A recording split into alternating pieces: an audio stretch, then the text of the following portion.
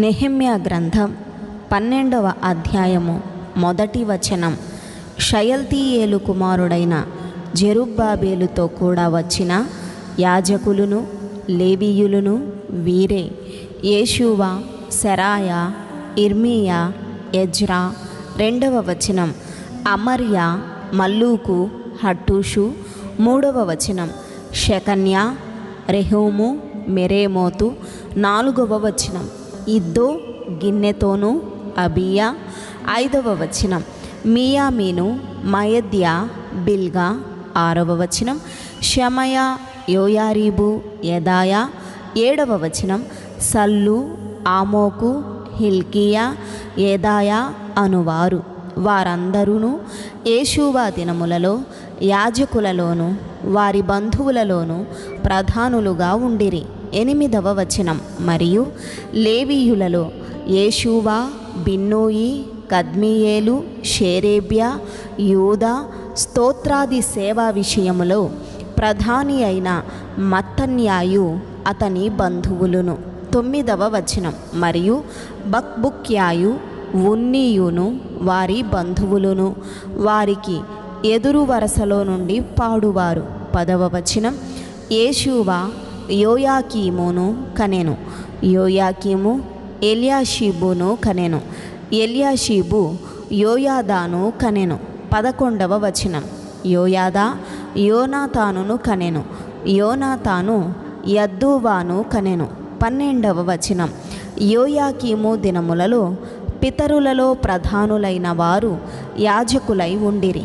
వారెవరనగా సెరాయా ఇంటివారికి మెరాయా, ఇర్మీయా ఇంటివారికి Hananiah. 13వ వచనం. Ezra ఇంటివారికి మెషుల్లాము, అమర్యా ఇంటివారికి యెహోహానాను. 14వ వచనం. మెలీకు ఇంటివారికి యోనాతాను, షబన్యా ఇంటివారికి యోసేపు. 15వ వచనం. హారీము ఇంటివారికి అద్నా, మెరాయోతు ఇంటివారికి హెల్కై. 16వ వచనం. ఇద్దో ఇంటివారికి జకరియా, గిన్నెతోను ఇంటివారికి మెషుల్లాము. 17వ వచనం. అబియా ఇంటివారికి జిక్రి, మిన్యామీను ఇంటివారికి మోవద్యా ఇంటివారికి పిల్టయి. 18వ వచనం. బిల్గా ఇంటివారికి షమ్మూయా, షమయా ఇంటివారికి యెహోనాతాను. 19వ వచనం. యోయారీబు ఇంటివారికి మత్తెనై, యెదాయా ఇంటివారికి ఉజ్జి. 20వ వచనం.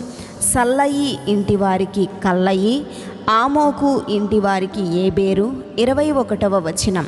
హిల్కీయా ఇంటివారికి హషబ్యా, యెదాయా ఇంటివారికి నెతనేలు. 22వ వచనం.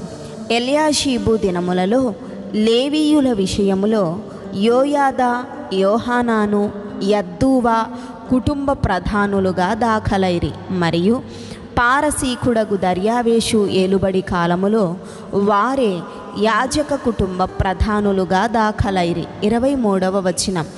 ఎల్యాషీబు కుమారుడైన యోహానాను దినముల వరకు అనుదినము జరుగు విషయముల గ్రంథమందు వారు లేవీయుల కుటుంబ ప్రధానులుగా దాఖలైరి. 24వ వచనం.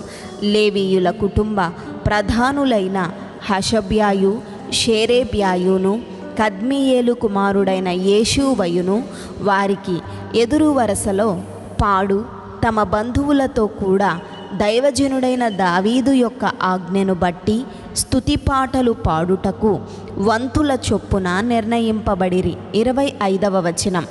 మత్తన్యా, బక్బుక్యా, ఓబద్యా, మెషుల్లాము, టల్మోను, అక్కూబు అనువారు గుమ్మముల దగ్గరనున్న పదార్థపు కొట్టుల యొద్ద కాపు కాచు ద్వారపాలకులుగా ఉండిరి.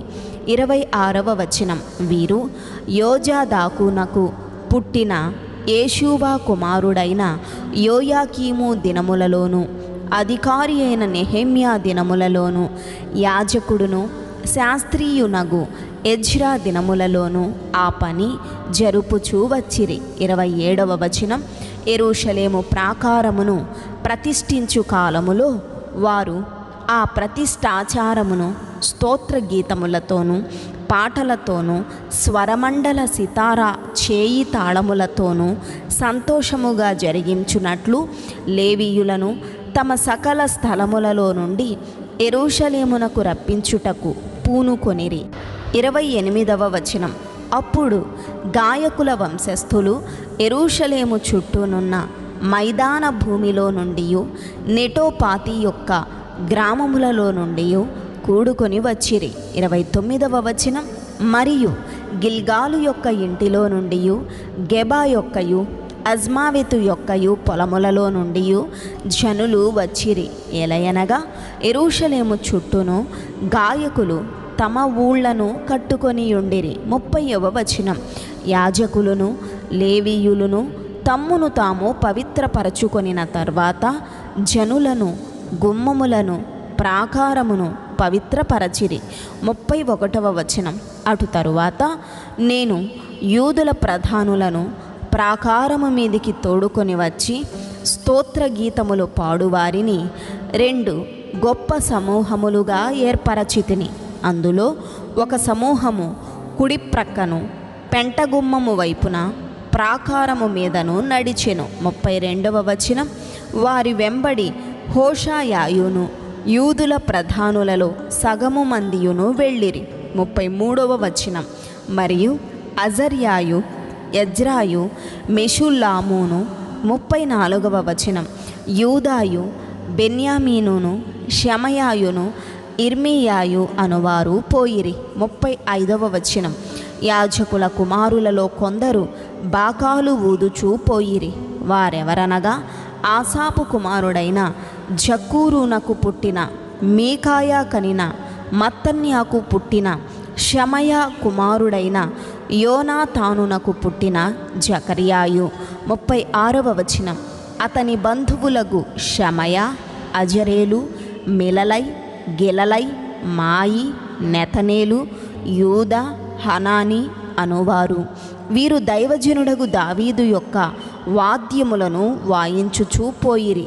వారి ముందర శాస్త్రి అగు ఎజ్రాను నడిచెను. 37వ వచనం. వారికి ఎదురుగా ఉన్న ఊట గుమ్మము దగ్గర దావీదుపురము యొక్క మెట్ల మీద దావీదు నగరును దాటి ప్రాకారము వెంబడి తూర్పు వైపు నీటి గుమ్మము వరకు పోయిరి. 38వ వచనం. స్తోత్ర గీతములు పాడువారి 2వ సమూహము వారికి ఎదురుగా నడిచెను.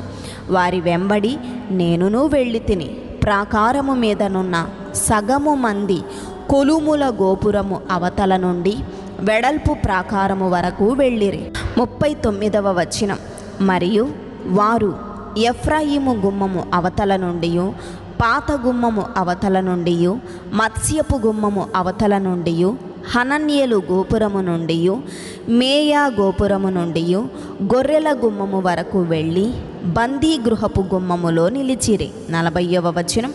ఆ ప్రకారమే దేవుని మందిరములో స్తోత్ర గీతములు పాడువారి 2 సమూహములను నేనును నాతో కూడా ఉన్న అధికారులలో సగము మందియు నిలిచియుంటిమి. 41వ వచనం. యాజకులకు ఎల్యాకీము, మయసేయ, మిన్యామీను, మీకాయ, ఎల్యోయేనై, జకర్యా, హనన్య బాకాలు పట్టుకొనిరి. 42వ వచనం. ఇజ్రహయ అనువాడు నడిపింపగా మయసేయ, షమయ, ఎలియాజరు, ఉజ్జి, యెహోహానాను, మల్కీయ, ఏలాము, ఏజెరులను గాయకులు బిగ్గరగా పాడిరి. 43వ వచనం. మరియు దేవుడు తమకు మహానందము కలుగ చేసెనని ఆ దినమున వారు గొప్ప బలులను అర్పించి సంతోషించిరి. వారి భార్యలు, పిల్లలు కూడా సంతోషించిరి. అందువలన యెరూషలేములో పుట్టిన ఆనందధ్వని బహుదూరమునకు వినబడెను. 44వ వచనం. ఆ కాలమందు పదార్థములకును, ప్రతిష్టార్పణలకును, ప్రథమ ఫలములకును, 10వ వంతుల సంబంధమైన వాటికిని ఏర్పడిన గదుల మీద కొందరు నియమింపబడిరి. వారు యాజకుల కొరకును, లేవీయుల కొరకును ధర్మశాస్త్రానుసారముగా నిర్ణయింపబడిన భాగములను పట్టణముల పొలముల నుండి సమకూర్చుటకు నియమింపబడిరి. సేవ చేయుటకు నియమింపబడిన యాజకులను బట్టియు, లేవీయులను బట్టియు యూదులు సంతోషించిరి. 45వ వచనం. మరియు గాయకులను ద్వారపాలకులను దావీదును అతని కుమారుడైన సొలొమోనును ఆజ్ఞాపించినట్లు దేవుని గూర్చిన పనులను తమ శుద్ధిని గూర్చిన పనులను నెరవేర్చుచూ వచ్చిరి. 46వ వచనం. పూర్వమందు దావీదు దినములలో గాయకుల విషయములోను స్తోత్రగీతముల విషయములోను పాటల విషయములోను ఆసాపు ప్రధానుడు. 47వ వచనం. జెరుబ్బాబేలు దినములలోనేమి నెహెమ్యా దినములలోనేమి ఇశ్రాయేలీయులందరూ వారి వంతుల చొప్పున గాయకులకును ద్వారపాలకులకును భోజన పదార్థములను అనుదినము ఇచ్చుచూ వచ్చిరి. మరియు వారు లేవీయుల నిమిత్తము అర్పణలను ప్రతిష్ఠించుచూ వచ్చిరి. లేవీయులు అహరోను వంశస్థులకు వాటిని ప్రతిష్ఠించిరి. ఆమెన్.